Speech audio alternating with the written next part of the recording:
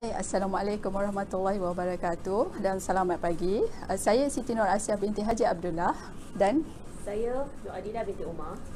kami Daripada bahagian Biosekuriti Tumbuhan Jabatan Pertanian Negeri Perak akan menerangkan sedikit sebanyak berkenaan dengan penyakit dan perosak tanaman sayur-sayuran. okey. Terdapat pelbagai-bagai jenis sayur-sayuran dekat Malaysia ni, terutamanya di negeri Perak itu sendiri, sama ada daripada sayur-sayuran, buah-buahan ataupun jenis yang berdaun. Pertama sekali, kita nak tahu apa itu perosak. Perosak ni dia macam makhluk ataupun organisma yang secara langsung atau tidak langsung merosakkan tanaman, sama ada daripada perebutan ruang, air, cahaya maupun makanan seperti baja-baja yang pakcik-pakcik dan makcik-makcik bagi dekat tanaman-tanaman kita. Okey. Kita kena tahu kalau macam perosak, kenapa boleh jadi merebaknya perosak tu? Salah satunya kita tak jaga kebun dengan baik, seperti biarkan semak, rumput-rumput yang panjang menjadi perumah perosak dan penyakit. Dan kalau tanam-tanaman tu satu jenis je, daripada tahun lepas sampai tahun depan tanam pokok yang sama je. Kalau jagung, jagung je kan. Jadi perosak dan penyakit tu dia jadi akan yang sama, berpusing di kitaran yang sama, makanan dan yang sama. Okey. Seterusnya, kita akan berkenalan terlebih dahulu dengan apa itu perosak. Terutamanya perosak tanaman sayur-sayuran lah. Mungkin pakcik-pakcik dan macam-macam kat rumah, perempuan sugu semua, boleh tengoklah. Kita akan kongsikan pada hari ini sedikit ilmu mengenai perosak dan penyakit tanaman. Okey, apa itu perosak? Perosak tu dia terbagi pada dua, iaitu haiwan dan juga serangga perosak. Kalau haiwan, mungkin kita biasa dengan kambing, lembu kan. Kalau serangga perosak pula, kita mungkin kalau yang biasa berkebun tu biasa akan jumpa koya, lalat putih, lalat buah, pengorek. Dan dekat sini kita ada contoh-contoh perosak-perosak tanaman. Seperti yang kita dapat lihat lah kat sebelah sini. Okey, Fadila boleh tunjuk Ini lalat buah ya. Lalat buah ni ada terdapat berbagai-bagai jenis. Contohnya yang di sini adalah Bactocera papaye. Kat sini Bactocera caudata, Bactocera carambole, Bactocera ambrosa. Dan seterusnya, ini adalah musuh-musuh sayuran yang lain. Contohnya yang ada di sinilah ya. Pengorek buah kacang panjang, pengorek buah terung, kepinding tanaman bendi dan juga sebagainya. Sekarang ni kita nak fokuskan kepada lalat buah ya. Okey. Okey. Untuk perosak lalat buah, Untuk perosak lalat buah, kita terlebih dahulu kita berkenalan dulu dengan sedikit sebanyak perosak-perosak dan simptom-simptom ataupun orang kata tanda-tanda yang pakcik-pakcik dan macam-macam boleh tengok dekat rumah kan. Biasa kalau tanam terung ke, okey, akan nampak buahnya biasa macam gini, tak cantik kan, tak elok, tak helok katanya. Okey, kalau ni kita nampak ni adalah serangan serangga yang dipanggil trip. Okey, nampak dia punya kulit buah tak cantik dan bentuk pun tak sekata. Okey. Dan ini pula antara contohnya bagi cili yang terkena serangan lalat buah. Dah jadi rosak, dah tak boleh guna dah. Okey, kalau di sebelah sini cik-cik macam-macam boleh tengok, kalau ni adalah simptom yang kena penyakit. Yang ni kalau lebih kepada virus cili lah. Okey. Okey, bagi pokok pula kalau kita nak kenal yang kena penyakit, okey, yang ni yang kena virus cili. Nampak tak? Yang ni macam berkerekot, kerenting, dah tak cantik dah. Nanti kalau keluar buah pun tak cantik dan berkerekot. Kalau dekat sini juga kita dapat tengok pokok terung, nampak kuning-kuning macam ni kan. Ni dah kena penyakit Virus lah. Okey, kejap lagi saya akan terangkan macam mana kita nak jam antara penyakit-penyakit dia. Okey. Seterusnya, kita akan pergi kepada perosak utama sayur-sayuran, buah-buahan terutamanya di Malaysia ni, iaitu lalat buah. Seperti yang diterangkan oleh kawan saya tadi, Puan Nila, terdapat macam-macam jenis perosak atau lalat buah yang ada di Malaysia, antaranya Betrosera, Tau, Amrosa, Dorsalis, tu untuk nama saintifik lah. Kalau pakcik-pakcik pun untuk pengetahuan tu boleh. Okey. Macam mana dia rosakkan buah? Okey, dia rosakkan bila dia menyuntik telur-telur dia dekat sayur-sayuran buah-buahan ni, dan bila larva dia membesar, dia mengorek dan makan isi dalam, dan buah akan jadi lembik dan tak elok lah. Okey. Okey. Seterusnya, macam mana kita nak kawal dia? Macam tu. Kalau dekat ladang-ladang besar pun boleh buat, dekat rumah pun boleh buat. Sekarang ni pun ramai yang buat pertanian bandar kan. Okey, kalau dekat rumah, antara kawalan yang boleh kita buat dekat rumah, antaranya ialah dengan mengawal dengan menggunakan protein bait. Bahan yang dipanggil protein bait, nanti saya akan tunjuk. Menggunakan feromone, ataupun kalau kawalan kultura tu macam bungkus buah. Kalau sikit-sikit tu boleh lah kan nak bungkus buah kalau sayur. Okey, seterusnya okey Puan Dila, apa kita nak buat demo lah kot untuk pasang perangkap lalat buah menggunakan feromone dulu. Okey, kita perkenalan dulu dengan bahan-bahan ataupun bekas yang kita boleh guna kat rumah pun boleh guna. Antaranya macam perangkap payung dan botol mineral. Botol mineral ni antara yang paling popular kita gunakan sebabnya murah, jimat dan merupakan bahan kita semula. Okey, selain menjaga alam sekitar, dan kita boleh kawal perosak juga. Okey, caranya kita perlukan satu botol mineral yang kosong. Lepas tu okey, kita buat macam tebuk lubang. Okey, ni untuk jadi macam pintu masuk lah ke rumah kan. Kalau rumah-rumah makcik-makcik Kia semua ada pintu, lalat buah pun ada pintu jugalah untuk masuk kan. Okey, lepas tu kita letakkan dawai di penutup dan letak kapas di hujung. Okey, masukkan balik dalam botol untuk perangkap yang kita buat seperti ni. Okey, sekarang ni apa yang pakcik-pakcik perlu adalah okey, yang kita panggil feromone.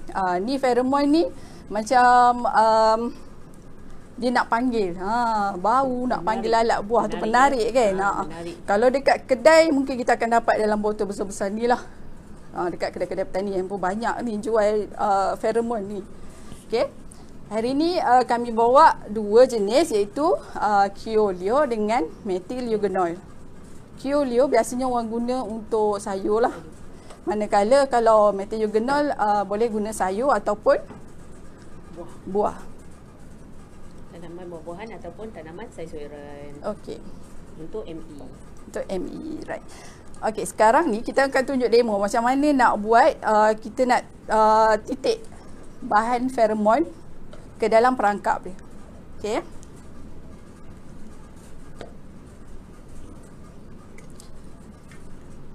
Kita ambil nisbahnya dalam 4:1, iaitu bahan racun. Bahan racun yang boleh guna tu, kakak acik-acik boleh guna je racun serangga yang ada kat rumah tu, ada sikit-sikit kan.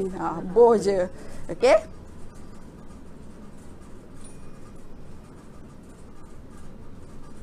Okey, dah. Okey, kita letak bahan racun.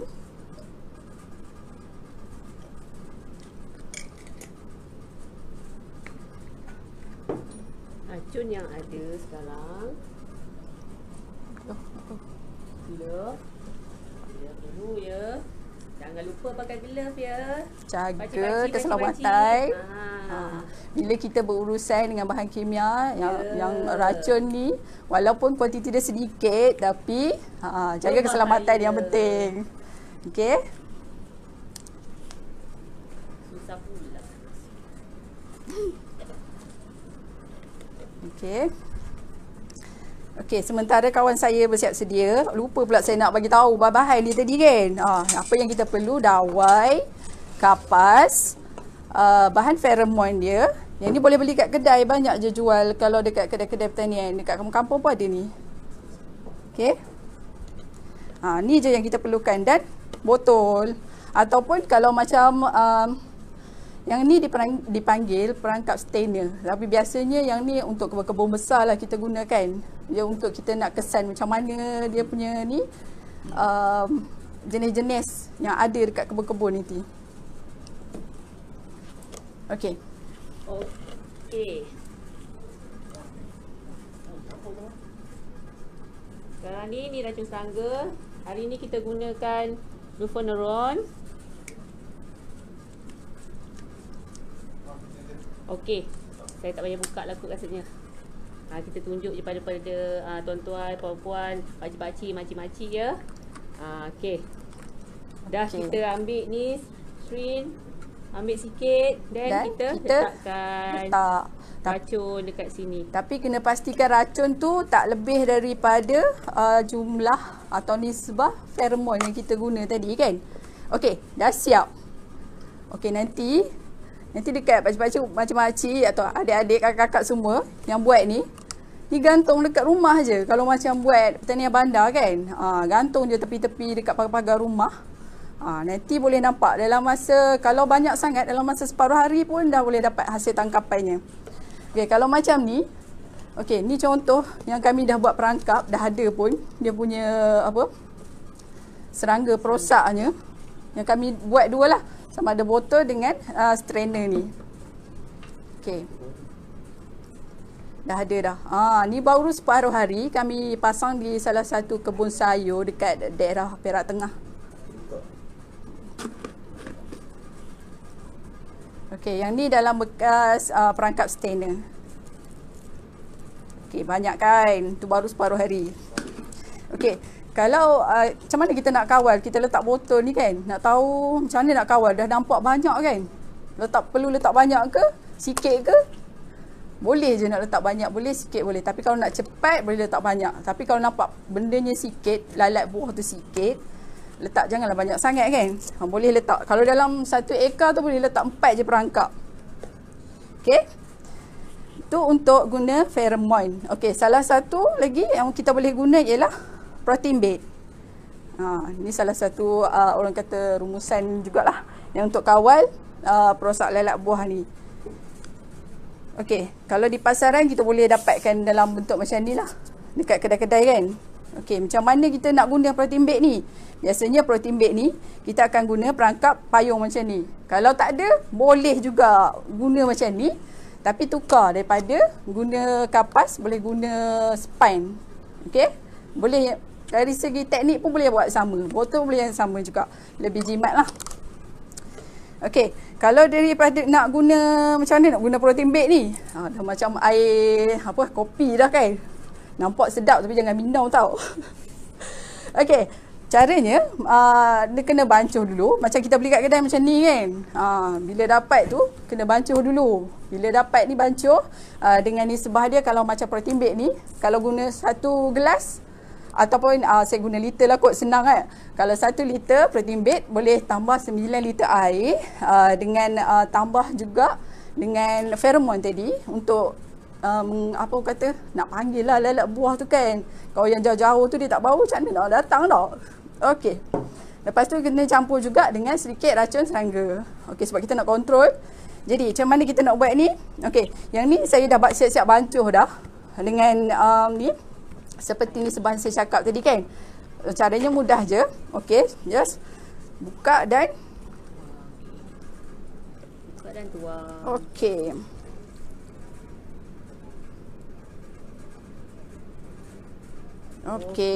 Okey. Kalau akak-akak, cik-cik, cik-cik Kiyah semua nampak ni kan. Ni dia punya ni tingkap, ni adalah spine. Lepas tu kita dah masukkan protein bait yang kita campur tadi. Nanti kalau ada lalat buah nanti dia akan pergi ke sini. Yang ada bahagian spine yang serap protein bait tadi, campuran protein bait tadi. protein bed ni dia adalah makanan kepada lalat buah yang dihasilkan memang pun daripada sumber protein yang menjalani proses yang makan masa 2-3 hari jugalah untuk kami buat ni. Okey, ni yang biasa kami gunakan di kebun-kebun yang besar lah. Kalau tak ada ni boleh buat sama juga caranya, cuma tukar bahan kapas kepada spine. Tapi mungkin spine cepat habis lah, kalau macam ni lambat sikit habis. Yang ni kena selalu tambah lah orang kata kan. Okey, yang tu untuk guna protein bed. Okey, selesai. Hari ni kita tunjuk dua lah kot cara dia untuk kawalan lalat buah kan. Dan kita boleh juga bungkus buah-buahan kita. Kalau untuk tanaman buah-buahan lah, kita boleh bungkus. Okey, kalau saiznya biasanya besar bola pingpong lah biasanya kan. Ataupun kalau macam cuma buah belimbing je kena bungkus awal lagi. Manalah tahu kan kat rumah tu biasa banyak je orang tanam belimbing kan. Buah belimbing besi kan. Tu boleh awal sikit bungkus je. Sayur-sayuran kalau rajin boleh lah. Kalau tak ada bungkus pun tak apa, tapi kontrol kan. Kalau bungkus kan renyah pula je. Okey, selesai untuk bahagian perosak. Okey, seterusnya kita masuk bahagian penyakit pula lah. Okey, tadi bahagian perosak, sekarang bahagian penyakit. Kalau penyakit tanaman ni pula mungkin biasa pakcik-pakcik macam-macam biasa dah jumpa buah yang berkerekot kan, berkerekot, yang buah tak cantik. Ni rasanya biasa jumpa lah, biasa berkebun kan. Kalau kat rumah pun biasa jadi juga. Okey, biasanya kalau pada tanaman sayur-sayuran, tak kira lah buah-buahan atau sayur-sayuran daun lah, terdapat 3 ejen yang biasanya ia menyerang tanaman. Apa 3 ejen? Apa ejen tu? Ni kiranya macam yang penyebab kan. Dia sebabkan, dia yang bawa. Antaranya ialah kulat, virus dan juga bakteria. Macam mana nak beza tu kan? Okey, kita pergi dulu. Macam mana nak kenal satu-satu perosak dan penyakit tu. Kalau kulat, biasanya pakcik-pakcik macam-makcik senang je nak cam. Kalau tengok pokok kita tu dah kena kulat, biasanya simptom dia kita akan nampak dia macam kering. Dia macam kertas. Okey, senang je nak koyakkan, sangat nipis macam kertas. Dan lama kelamaan dia akan nampak seperti spora kulat. Kalau nampak tu macam putih-putih, macam kulat-kulat tu kan. Tu dah kena kulat dah tu. Dia nampak dia bunyi dia macam tu, dia macam kertas tau. Bila kita ramai-ramai tu macam kertas.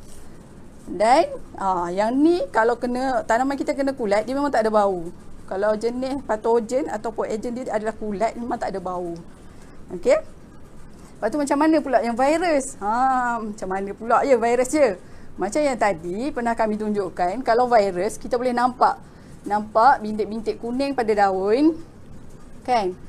Bintik-bintik kuning, berkerekot. Tengok bahagian bawah elok je daunnya. Tapi bila dah sampai ke pucuk dah berkerekot warna kuning, dah tak sekata dah. Ini biasanya kena virus. Kalau virus kita boleh tahu daun akan lebih kecil. Okey. Kalau ni kalau kita ramai dia rapuh tau. Kalau ni kan dia rapuh. Daun ni lebih kecil, buah pun tak sekata, masak pun tak sekata. Okey. Ni macam ni. Nampak warnanya tak sekata. Ni yang kena virus lah. Okey. Biasanya virus memang tak berbau, tak keluarkan bau busuk, tak ada, tak berlendir, tapi dia akan lebih rapuh. Okey, seterusnya satu lagi adalah bakteria. Macam mana kita nak tahu dia pokok-pokok tanaman kita tu kena bakteria? Biasanya kalau bakteria ni kita kena tahu simptom dia. Apa tanda-tanda dia? Biasanya kena bakteria dia akan satu bau busuk, lepas tu dia lebih berlendir atau berair. Kalau kita pegang tu dia cepat reput. Okey, kat sini kami ada contohnya. Macam kat sini adalah sawi dan juga pokok pisang lah. Okey, dia kalau bakteria dia akan layu, tapi layu hijau, bukan layu kuning macam kulat. Kulat kita akan nampak dia warna kuning daunnya dan kering kan. Kalau macam bakteria dia akan layu warna hijau. Dan bila kita cabut tu, kita akan nampaklah bahagian teras dia tu, bahagian tengah pokok tu, kalau pakcik-pakcik belah kan, batangnya ke apa ke, nampak dia punya jalur tengah tu dah hitam, dah reput. Okey. Kat sini kami akan tunjuk salah satu cara, mungkin sesuatu yang menarik juga kalau pakcik-pakcik dan makcik-pakcik boleh nak ajar cucu-cucu balik kampung sekarang ni kan. Macam mana nak buat test pokok tu dah kena serangan bakteria atau tidak. Okey. Okey, sekarang sahabat saya akan tunjuk macam mana caranya nak buat us test ataupun ujian untuk kesan bakteria. Okey, yang kita perlu adalah air suling. Kalau tak ada air suling pun tak apa, boleh guna air mineral, cuma letak dalam bekas yang jernih supaya senang kita tengok kalau ada bakteria ke tak ada. Ada juraian, orang kata lendir-lendir, nampak macam lendir kan. Okey. Tapi kali ni kami cuma tunjuk lah cara macam mana nak buatnya. Kami tak dapat sebenarnya pokok sayur-sayuran. Maklumlah PKP tak ramai tanam sayur sekarang ni. Okey. Kita cuma tunjuk cara je macam mana. Cuma kalau nak tengok macam mana juraian us tu, nanti kita buat ni lah, hands on lain. Ni kami tunjuk cara je, macam tu je. Cuma rendamkan dalam air suling, ataupun kalau dapat air mineral pun boleh je. Cuma letak dalam bekas, nanti akan nampak dia juraian-juraian us kat bawah nanti. Okey. Macam tu je. Senang je. Senang je caranya. Okey. Habis ada ubat ke tak ni? Kalau kena bakteria ni, pokok acik-acik ni ada bakteria dan layu. Macam mana nak buat? Macam nak tahu kan? Okey. Selalunya kalau pakcik-pakcik dan macam makcik tengok kan dekat kebun, pokok tu layu dari pagi. Okey, cuba siram dulu. Tengok macam mana. Tengah hari okey tak? Petang okey tak? Kalau masih lagi layu, siram balik petang tu. Tengok esoknya, layu juga. Okey, kalau macam tu biasanya pakcik dan makcik bolehlah buat ujian tadi. Boleh sambil-sambil ajar cucu juga kan. Seronok masa keluarga bersama. Okey. Kalau nampak dari dekat kebun memang senang nak tengok. Dari jauh kita nampaklah pokok tu layu. Okey, tak susah pun kan. Okey. Lupa pula. Lupa kawalan dia. Itulah tadi dah sembang-sembang lupa. Okey, macam mana nak kawal, macam mana nak buat? Okey, pakcik-pakcik, macam makcik jangan risau sebabnya kalau dah kena bakteria ni memang tak payah buat apa dah kecuali kena jaga sanitasi ladang. Nak kena guna racun juga ke? Tak payah pun sebab kalau ikutkan kalau dah kena bakteria ni memang kita kena buang serta-merta. Kita buat pengapuran balik ke tanah tu dan kita kena rotate tanaman. Jangan tanam pokok yang sama. Contoh hari ni dah tanam sawi kan. Bila dah buat rawatan balik ke tanah tu, akan datang tanamlah pokok lain, pokok jagung ke, pokok cili ke, tukar. Jangan tanam satu-satu jenis saja. Okey.